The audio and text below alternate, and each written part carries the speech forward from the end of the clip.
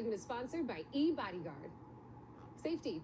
It's a concern for everyone. So we all need a way to connect to emergency services at the touch of a button. That is exactly what eBodyGuard does, and I am joined by the founder and CEO of the app, Melissa Faith Hart. Welcome to Good Morning Washington. Good morning. How are you? I am so good. Please just walk us through eBodyGuard, how it works, and I know how it's used for personal safety around the world because you've been everywhere. Well, not quite everywhere yet, but it does work globally.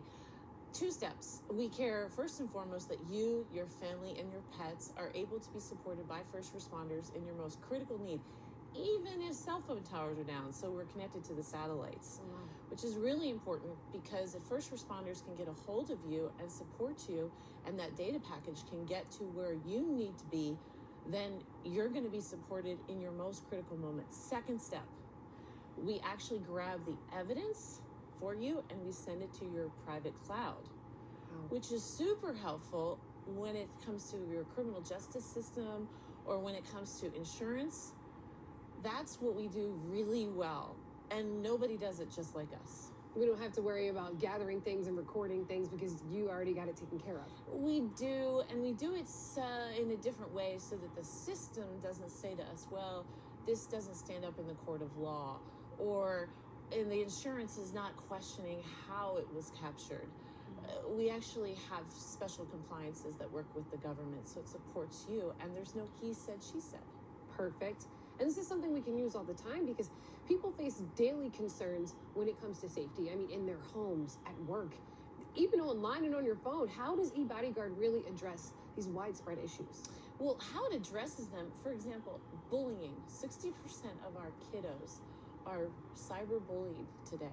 And a lot of times what will happen is parents will ask the superintendent or the principal at school, this is going on, and they'll say, well, we understand that, but we don't have the evidence.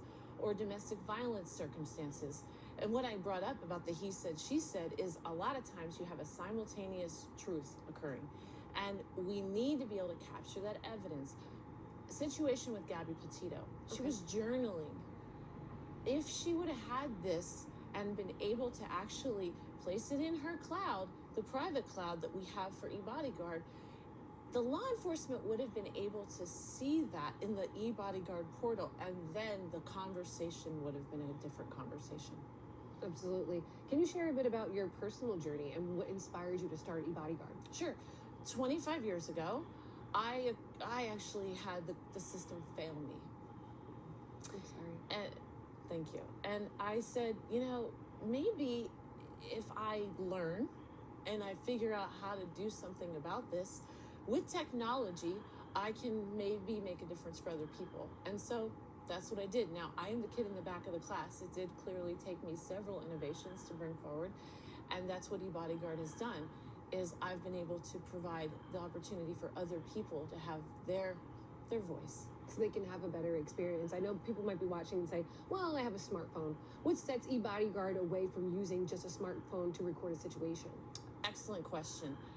Well, lots of people are out there using their smartphone, recording all the situations. The difference is we extract the video into your private cloud.